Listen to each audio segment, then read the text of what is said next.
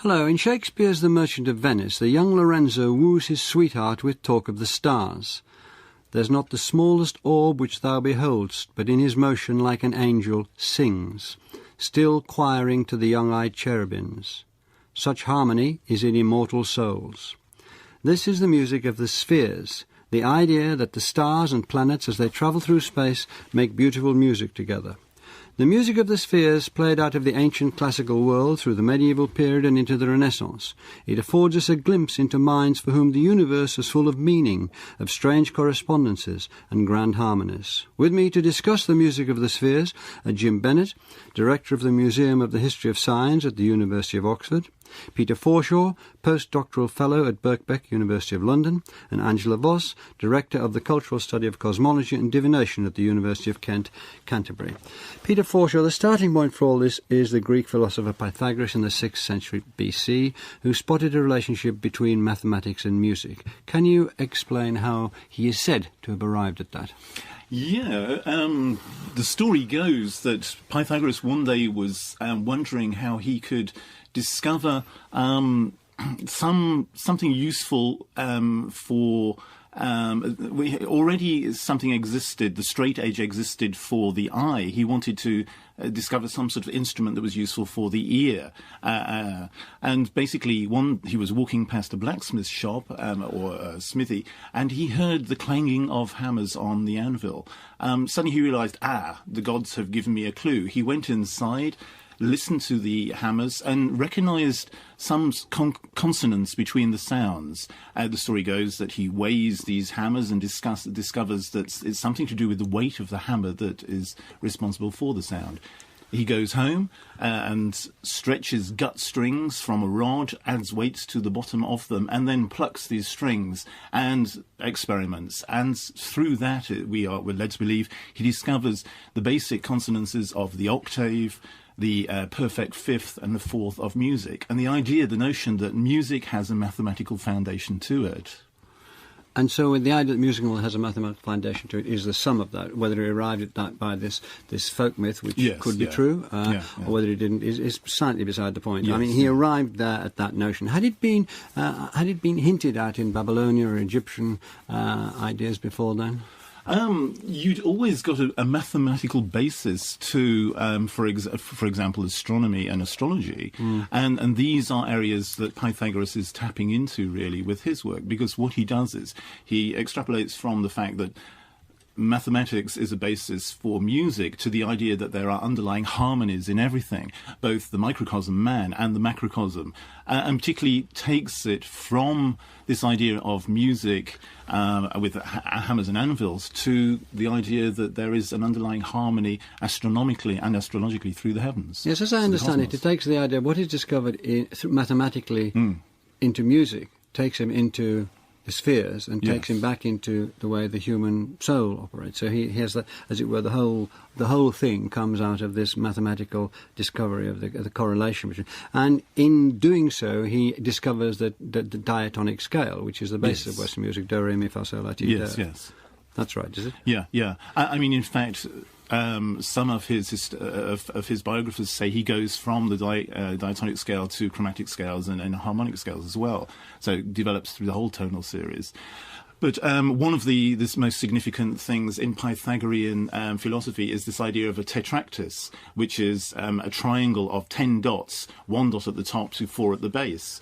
And that is the symbol of everything in many ways for Pythagoras. For a start, 1 plus 2 plus 3 plus 4 equals 10, which is the perfect number.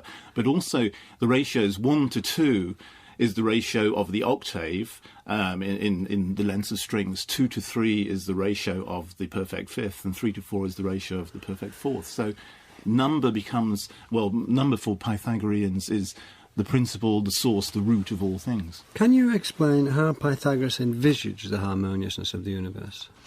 This is slightly difficult. He has this idea that there is, a set of nested spheres. You've got the Earth at the centre, and then you've got the 7 planets of the traditional cosmos, from Moon, Mercury, Venus, Sun, Mars, Jupiter, Saturn, and then you've got the fixed stars, which is where the zodiac is.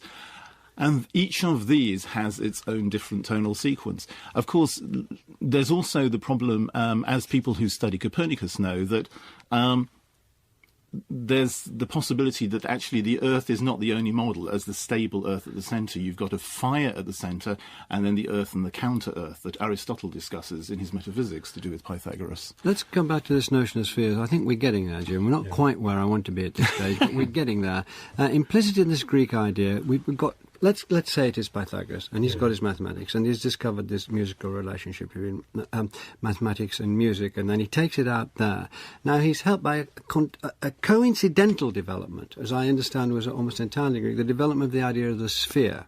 Is that right? And if that's right, what did that help him? How did that help him? There's a certain coincidence there, but the Pythagoreans also arrived at the conclusion that the Earth itself is a sphere. So if you think of the geographical Earth as spherical, then it's natural to imagine how the geometry of the heavens relates to this shape. That's a consequential question, if you like. So it's not entirely coincidental. And there are two ways of thinking about how the heavens come to be spherical. It might be a matter of principle, or it might be a matter of practice, let's say. Most, I think, historians of science would probably think it's principle. Plato comes along and says, well, the sphere is the most perfect geometrical form, so therefore it's uniquely suited to the spherical heavens. Or you might think of it more as a practical matter. That's to say, society is organised often in relation to motions in the heavens. So many of the things that we do and organise in civic society and religious society depend on motions that we observe. So the motion of the sun does. Yeah. Exactly. The agricultural year, the seasonal year depends on the position of the sun in the heavens, in the heavenly sphere, and so on. So we begin to observe that and regulate our lives in relation to that. And we might even begin to measure it. And if we start to measure it, then we think about an arc of motion. And as we measure the motion along this arc, and the arcs might be the motion of the sun, the circle that the sun makes at the equinox, the equator. It might be the Tropic of Cancer, the circle that the sun makes in the day during the summer solstice, and so on. And then we think particularly about the ecliptic. Peter mentioned the zodiacal signs. So the circle, in other words, that the sun makes in its annual path through the celestial sphere. And astronomers rationalise that system of circles into an instrument that they call the armillary sphere. So there are a set of circles that are made in brass, and in Renaissance paintings and medieval paintings, if you want to say someone's an astronomer, you give them an armillary sphere to hold, which is a sphere made of circles. And that can be rationalised then into a single sphere. And in this in-practice story, which seems to me more plausible, frankly, the philosopher comes along later on and with a sort of after-the-fact rationalisation of the sphere being the perfect geometrical form suited to the heavens. But however we get there, whether it's in principle or in practice, the celestial sphere, the idea that the heavenly bodies that we see at night are all on a single sphere and we sit at the centre of that is absolutely fundamental to traditional astronomy. Yeah. And the clusters of crystal around what we would call the planets are supposedly perhaps the thing which makes the sound as they move, and each cluster, you're half nodding, so if I'm wrong, exactly. Please put me right. Each cluster makes a sound, and these sounds add up to the diatonic scale. I'm not so sure about that, but from an astronomical point of view, of course, the story that I told you about a single sphere isn't going to do the business, because it isn't that the great majority of objects in the sky are indeed all moving around together, but there are these funny things that aren't behaving themselves sensibly and properly and regularly. The fixed stars are all keeping the same orientation with respect to each other as they turn around once a day.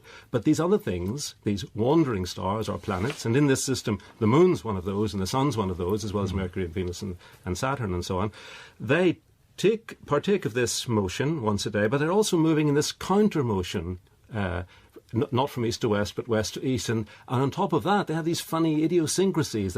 So you need more spheres in order to cope with Eudoxus said there were 27, didn't Well, he? Eudoxus has an interesting system where he has usually 4 spheres for each planet, and how that adds up depends on how you count them. But essentially, he has a very flexible system where the spheres that are associated with individual planets turn at different speeds and in different orientations and so on. Very complicated. Yeah, I want it to be as simple at this moment. So, Angela Voss, will you nail for the listeners who have had a lot of information which they have patiently listened to, all of which they've enjoyed because of its erudition. Will you say what Pythagoras and those thought the music of the spheres was? How was it produced? Okay, well, I think there are two strands here. First of all is the mystical visionary strand. I mean, Pythagoras was obviously a mystic of some sort. He was a visionary. He had the kind of experience in which he heard in some inner way this music, and in fact he believed that he was the only one who heard it,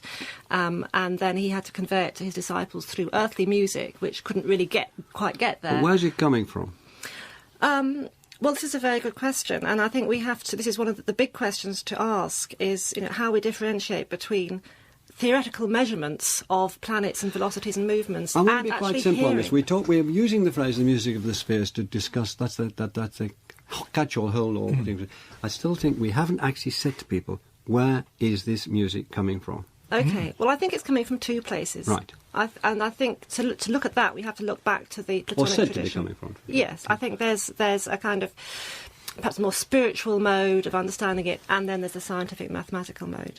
But coming up through Plato, we find the Pythagorean ideas presented quite poetically. And in Plato's dialogues, whenever he wants to express some kind of metaphysical truth, he'll usually do it through a poetic image, a narrative of some sort.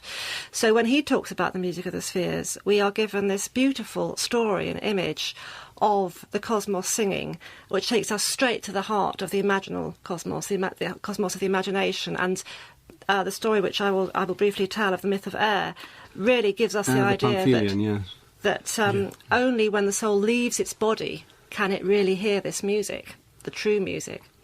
So shall I tell the myth of air? No, briefly, I think we just... he explained it in the myth about hearing the sirens singing on the planets. And each siren had a single note, and each had different notes, and they made the diatonic scale. Yes, so the planets are actually represented by beautiful women, seductresses, who sing this beautiful music and make up a scale, which in Greek is called harmony, but not harmony as we know it. Harmony is fitting notes together in a scale to make up a so we're where we are. No, I'd just like to answer one more question, unless you want to sort of clarify this even further. I just wanted to say that I think part of your frustration is that this notion of harmony is more general than music, so it feeds into astronomy in the sense that there is a system, there's a structure, it is a cosmos, things are related to each other. So the harmony isn't necessarily, in every sphere of its appearance, musical. It can be something to do with relationship and coherence and design and so on. So the astronomers tend to use it in that more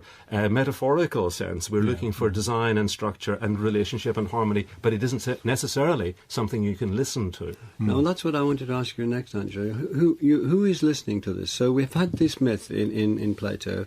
This man is resurrected. The Pamphylian is resurrected. He said, I've been to another life, seen the planets, I've seen the sirens on the planets. Each one has a different note, and that's what the music comes from. But he's heard it because he's being dead and come alive again. Nobody else can hear it save Pythagoras. So what did they do about that? And yet people are talking about it and saying it is there. Yes, and there are various theories about why other people can't hear it. Some theories are that it's so loud that it's just beyond our capability of hearing. Other theories are that it's actually been in our ears since birth, so we're so familiar with it we can't actually differentiate it. But, well, yes, I think that there really is a sort of hidden dimension to this music which is perceived by the mind, as you two were saying, and then the audible version of it starts to get a bit hazy. How do you actually hear it? Do you actually hear a planet moving around and creating some kind of a note? Do you actually create notes on musical instruments which will somehow correspond to these planets? And here we have like a symbolic, metaphorical way of listening to it, which I think is the way that musicians began to work with this. Well, I think so. We've sort of got some grasp of Pythagoras and Plato. How did Ptolemy take this on, Peter Forshaw? How did Ptolemy take it on? Yep, that's the question. 2nd century AD, Alexander. Yes, Ptolemy, I'll leave the more technical bits, I have to say, in a cowardly way to Jim in Ptolemy's Harmonics. But in Book 3, he takes it on in an interesting way, that he uses harmony as a metaphor for various psychic states. So, first of all, he's introduced very much the astronomy, which I hope Jim is going to elucidate. But on the more metaphorical level, He, for example, equates the harmonies existent in the macrocosm, in the greater universe, with the microcosm man. One, for example, he has a harmony of the power of thought, where just as you've got 7 planets, so you have 7 states of thought, which are, for example, imagination, understanding, reflection, perception, meditation, opinion, reason, and then knowledge, for example. And he draws parallels between these. He has another set of 7 for reason specifically, and so on and so forth. So there you've got this idea that here you've got a hard science astronomer on one level, but he's also incorporating the more religious tones to it, which is very much part of Pythagoreanism. You can't separate Pythagoras as natural philosopher from him as metaphysician. Angela? Yes, I think one thing we need to point out is that for these early thinkers, science and religion were not separate. No. The spiritual perception of the archetypal perception, if you like, of the cosmos was the scientific one. They were, and it's only since the Enlightenment these two things have become separated into different strands. Can you take us into the Ptolemaic world? Yes, as Peter says, Ptolemy is a man of different levels and different interests and so on, and he doesn't necessarily bring them all together into a coherent whole. And the Ptolemy that I work with, so to speak, as a historian of astronomy, is much more of a pragmatist. And he is a problem for this idea of harmony in the heavens for the astronomers, because what he wants to do is to produce a system that will predict, because he's an astrologer as well. He needs to really know where the planets are and where they have been and where they are going to be. So he needs a system that works. And frankly, that Eudoxan spheres, that's all very well to sit around and think about, but it isn't going to really help you if you want to know where the planets are going to be. You need a much more flexible system, and you need a fudge. Ptolemy is quite prepared to fudge all this harmony and structure and so on. In order to get the stars, movement of the stars accurate. Exactly. Yeah. So he moves away from spheres, frankly, I'm sorry, and he moves to circles because they're much more flexible. And he has circles, planets turning around on circles, and then he has little circles on top of those circles which themselves turn, little epicycles which produce even more complicated motions. And worst of all, he has the circles not turning uniformly. He has this dreadful thing called the equant point, and I won't labour it, but essentially the planetary circle is turning about a point which isn't uniformly about a point which isn't at the centre of the circle, which is a geometrical device for making it turn non-uniformly. And that is unharmonious in the Platonic sense. But it's required as a pragmatic astronomer to get the planets, your predictive vehicle, to tell you where the planets are and to do that accurately. So Ptolemy's a pragmatist. He works in practice in his mathematical astronomy, and frankly, he presents a number of problems to the people who are looking for ultimate design in the cosmos. Because he complicates it simply because of his observation, not simply, because of his observations, and because he was looking for a different sort of accuracy. Exactly. Yes. Angela Voss, I'm sorry to move on, but we are moving on. Boethius in the 6th century, he brought it back to music, didn't he, and talked about the 3 different divisions in music that That's could be right, seen yes. in this way. Boethius was the chief transmitter of Pythagorean harmonic theory to the West in Latin, and his treatise on music was influential for the next 1,000 years, in fact. And he is a music theorist. He's much more interested in the actual kind of theoretical harmonic appreciation, intellectual understanding of these ratios than instrumental music. And he divided music into 3 types: musica instrumentalis, musica humana, and musica mundana, the music of instruments and voices, music of the human being, and the music of the spheres, following Pythagoras, who did this too. And yes, the early medieval and medieval theorists were much more interested in real music, being the intellectually appreciative music. So to actually play an instrument was the kind of lowest of the low, in a way. And this changed in the Renaissance, and we had music coming back as it being more important. So yes, musica instrumentalis, the sounds of music, the sounds of voices, musica humana, how the soul mingled with the body, how you deal with humours, psychological temperaments, how you balance the body in the Platonic sense, how you straighten it out after its turbulence of being incarnated. That's all musica humana.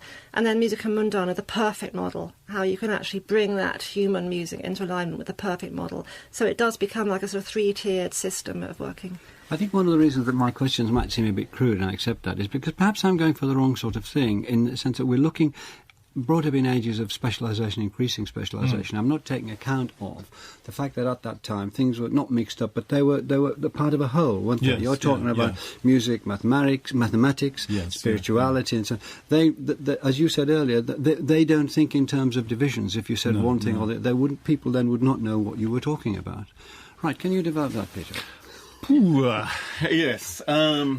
One thing I should say with Boethius is that he also transmits a lot of the received law. For example, you get with Boethius and then people who are later in the Middle Ages, they pass on, for example, the ideas of Cicero, who also wrote a Republic influenced by Plato, and again in that has a dream of Scipio at the end of it, where Scipio has a dream. He again hears about the music of the spheres, and there, just sort of returning to this audibility. He, for example, is one of the people who mentions that he can hear it. He says, "What is this agreeable sound that I can hear?"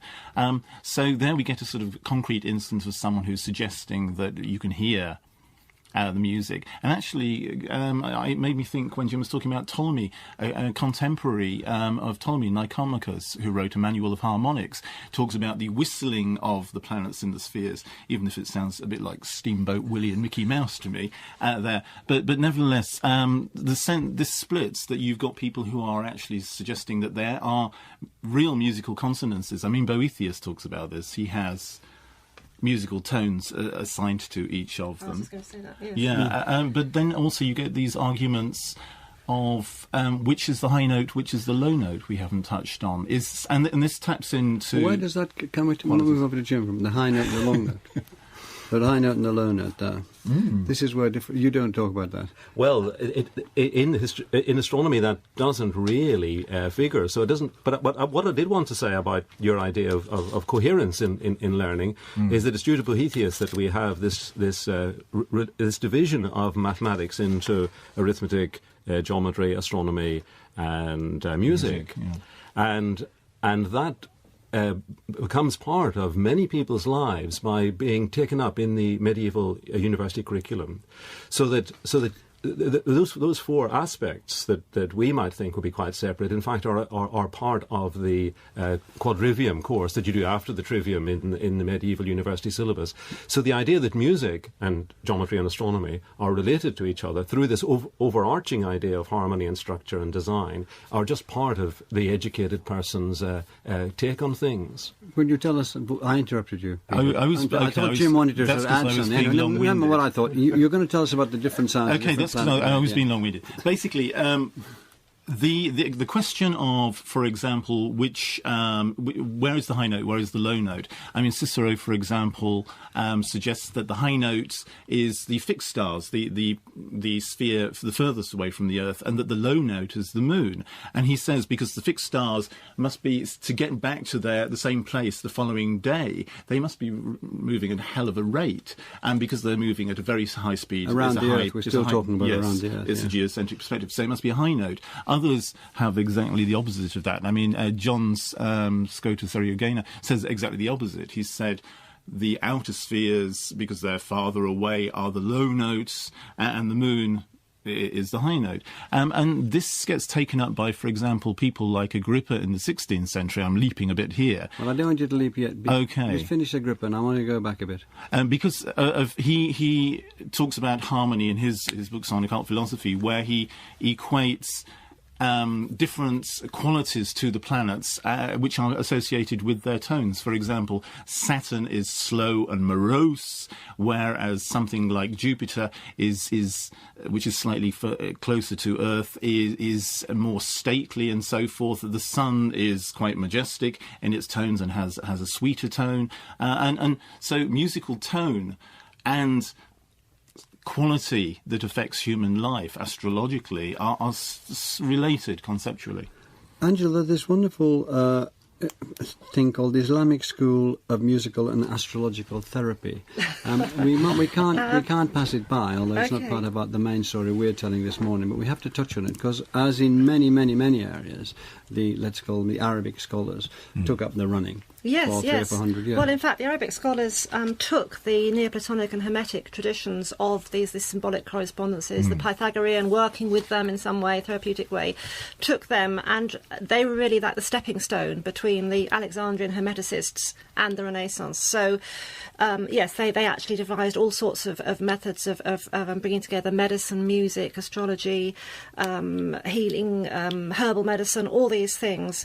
And these texts were then gradually translated in the Middle Ages and brought through into the Renaissance and informed the hodgepodge, the melee of texts, traditions available in the Renaissance. So, yes, they're very important in that respect. As Jim Bennett, as a historian of astronomy, do you find any value?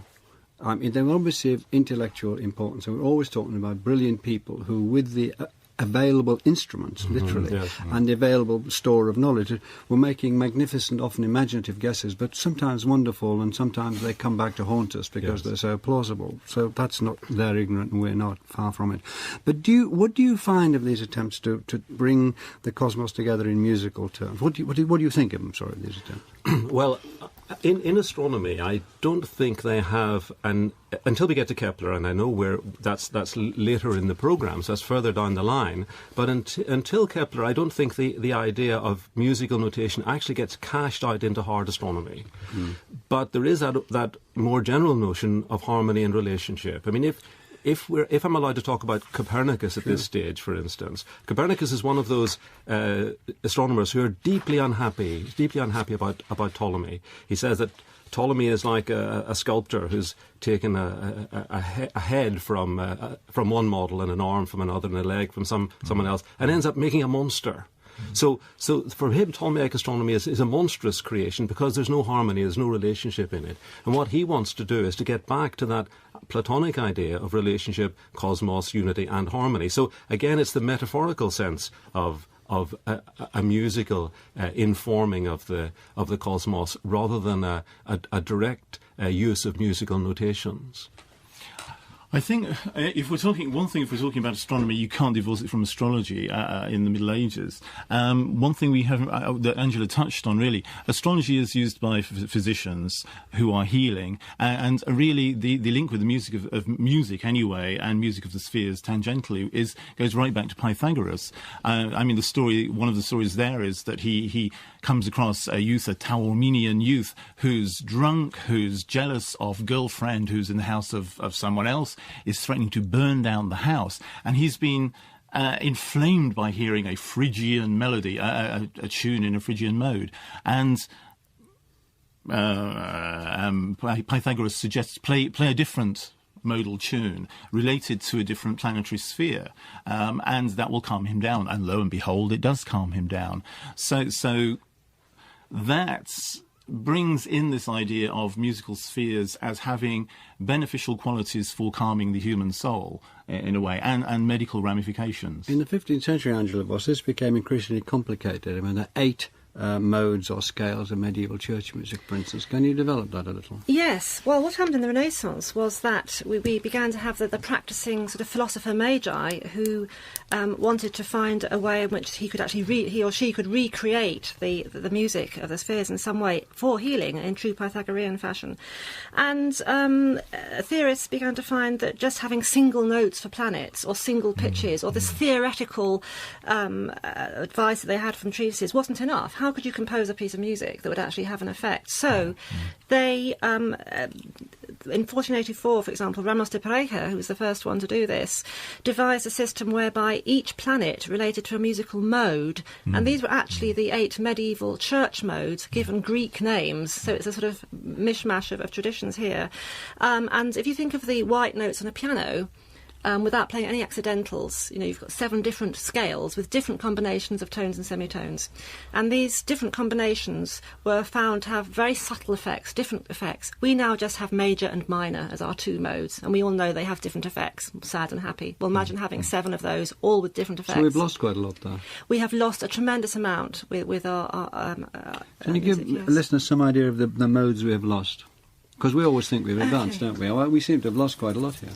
Well, what we have basically is the mode on C and the mode on A, the major scale on C and the mode on A, but all the other ones too. So, for example, the mode on B, which would be the Hyper-Phrygian mode, according to the 15th century theorists, has a very strange sound because you have a diminished fifth between B and F. You don't have a perfect fifth.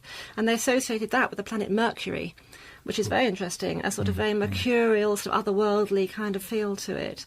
And similarly, the other modes, the Dorian mode on D, does have a very stately, grand feeling to it. And they took this up in the Renaissance, and Marsilio Ficino, who was obviously working with this system, developed a very complex and interesting astrological kind of music therapy in which he would use the modes to relate to the different planets in order to bring influence to somebody. Marsilio Ficino is an extraordinary man, extraordinary translator, polymath, musician himself, in the church, of course. In Florence, late 15th century, what did he bring to this discussion, which is about to go through to Copernicus and change its basic nature, to this discussion of music and the stars and the influences and the interconnections? And we're still talking of an era of massive interconnectedness, aren't we? Where people are not allowing, not even seeing distinctions. What did Ficino bring? Ficino is really important because he is the person who translates Plato and brings Platonic ideas to the West. So, for example, the Republic and the myth of is one example of that. He also translates a lot of the Neoplatonists who are passing on these ideas about Pythagoras. Iamblichus, for example, who talks... he's one of the people who writes a biography of Pythagoras. Plato translates her, and where Iamblichus specifically states Pythagoras extends his hears and hears the sublime harmonies of the heavens. But also Ficino himself, he's an astrologer, he's a musician, he's a music therapist in very many ways. He's influenced by people like the Arab astronomer Al-Kindi, and brings in his ideas of radiation, either sound radiations or planetary radiations, and makes concordances between them. What was Ficino's theory for the idea that music had power to move the mind? Do you want to say that, Angela? Yeah. Well, he bases his music therapy on a Neoplatonic framework. He says that this is Plotinus, and one of the things he stresses is this is natural magic. This is all about connecting with natural forces in the cosmos. Because we must remember that he was a Christian as well, and this kind of pagan magic didn't sit easily with some of the Christian condemnations of such practices. But Neoplatonism was quite near Christianity in many ways. Yes, there are many ways in which it did overlap, but when you're talking about invoking planetary daemons, it begins to get into dicey territory and creating talismans and things like that. So he bases it on Plotinus, and the theory is that the world's soul, which sort of informs the whole creation, sows baits in the world from the divine mind, and these baits can be images, music, plants, colours, anything to do with natural creation. So if you're working with them, you're actually finding a way to tap in through the soul to the divine mind. So in working with music, which he felt was the most powerful way of doing this, you're actually connecting with a music spirit, which will tap in directly to the world soul and then directly to the divine mind. So the planet is just an archetype. It's not a physical planet. It's an archetypal property, which is being a pattern, if you like, which is being activated as a symbol, as a metaphor, to enable someone to go through to something deeper. And that's what he experienced the music doing for himself, his friends, or whatever.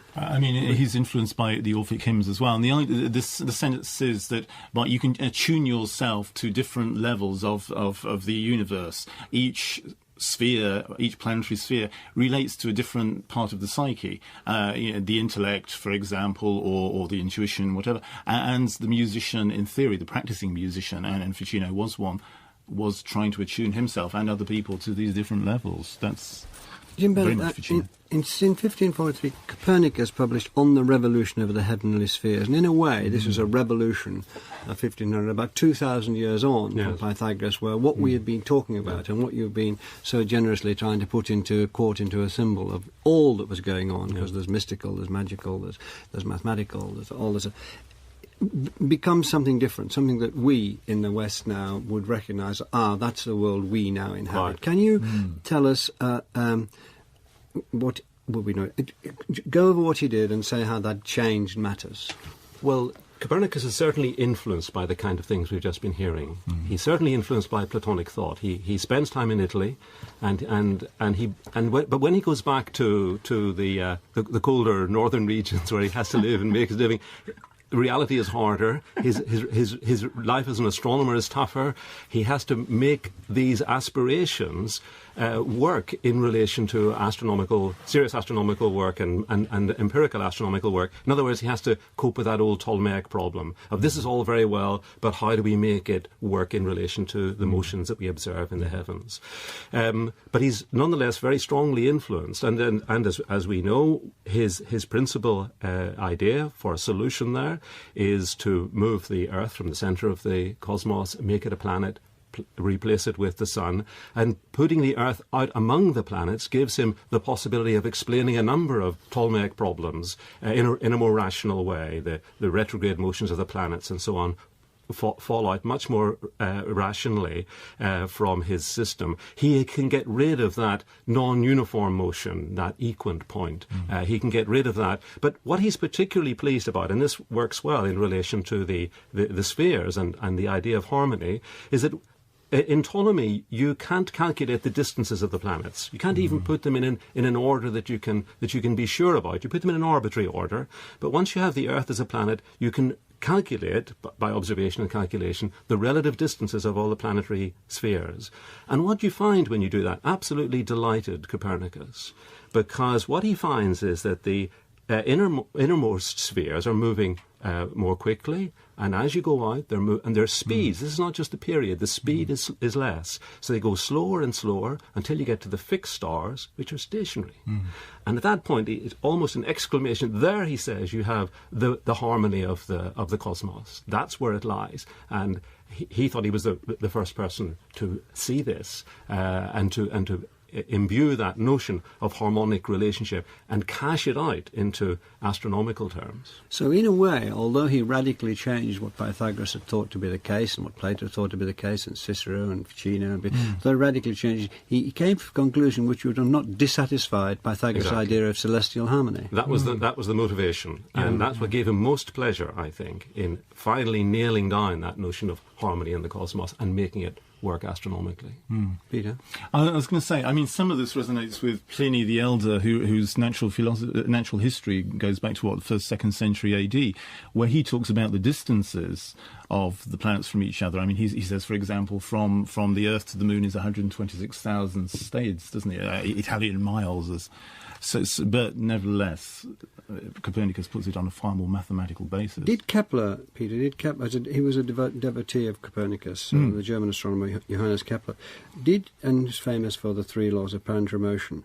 But he also was holding on, although they were, like Copernicus, they were changing things radically. He was holding on, or wanting to hold on, to the idea of the musical nature of the cosmos. Can you explain how his notions of planetary motion kept the idea of musical harmony alive? Yeah, again, holding on. He was a natural philosopher, he was an astronomer, he was also incredibly devout. So for him, observation of the heavens is observation of God's work and God's harmony at work. And really he was looking for mathematical proofs again of the existence of this harmony. And he has various ideas. I mean, some of them he's trying to fit in Platonic ideas. In the Timaeus we haven't mentioned, I don't think, this idea of the 5 Platonic solids, the tetrahedron, the cube, and so forth.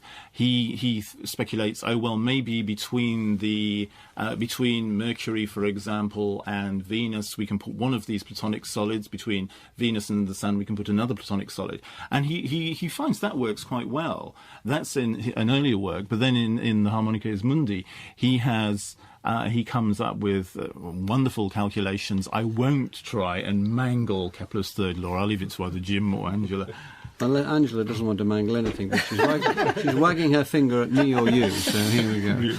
Well, it's just that with Kepler we find we come to a point where the two worlds split apart, the magical and the scientific, and particularly interesting is the debate between Robert Flood, the Renaissance Hermeticist, and Kepler, which somehow epitomises this split that we've come to, this point of splitting, where for Flood, the symbolic image is everything, the microcosm-macrocosm relationship, these wonderful beautiful complex diagrams showing proportional relationships between light and dark. It's a revelation. It's a visionary, imaginal, poetic experience. And he said that's the real cosmic music. That's the real way we get into it. Yeah. Yes, but he was also involved in esoteric philosophy. And Kepler was the scientist, and they argued vehemently about the nature of so what so was this true. is where we really, Jim, and we're coming to the end of the programme. Yes. I'm sorry to have rushed you all, but I'm sure. This is where we begin to split apart. Yes, I'm not sure that the split comes quite with Kepler, but Kepler's where the story of astronomy really has something to say here, because Kepler can make this musical notation mean something in astronomy. He says that the angular speed, the speed of the planet with respect to the sun, at furthest from the sun, planet moving slowest, closest to the sun moving fastest, are all related in whole number ratios, in harmonic ratios, and he draws these out in musical notation. So he has a music of the spheres in astronomical time, if you like. But the odd thing about Kepler for our project of the music of the spheres is that he has no spheres. So there are only orbits. It's finally with Kepler that you get the idea of planetary orbits, which are related harmonically because God has a grand design, and that can be expressed musically, but that also has an astronomical system which can be used empirically. But from the late 16th century, the idea of the music of the spheres began to lose its potency. Indeed, and although I wouldn't have called, for example, Flood an astronomer. I mean, Flood doesn't say anything that matters in astronomy as a magician. Yes. Yeah. So although he talks about the cosmos, Kepler talks about the cosmos, talks about music and so on, not as spheres, but he really matters in astronomy. By the time you get to Flood, no, there's nothing more to say to astronomers in relation to the harmony of the spheres. Someone who does try and still hold things together is the encyclopedist Athanasius Kircher in the 17th century. He's read Flood, he's read Kepler, he's very interested in astronomy, and he responds to Galileo, for example, and tries to integrate Galilean telescopic observations into his music of the spheres. He says, for example, Jupiter, with its 4 satellites, becomes one musical choir, and the sun has its equivalent 4 satellites of the Earth, Moon, Sun, Venus, and Mercury. So he's really trying to hold on to this idea of the music while responding to new observations. Briefly, Angela. Yes, well, just to point out that we do now have NASA spacecraft exploring planets and sending back vibrationary patterns, which can be translated into music, and some of them are extraordinarily beautiful, strong rhythmic patterns. So it does. And we also have Gustav Holst, but no more time. So Peter Forshaw, Jim Bennett, Angela Voss, thank you very much. Next week, the Arab conquests of the 7th and 8th centuries. Thank you for listening. Phew. We hope you've enjoyed this Radio 4 podcast.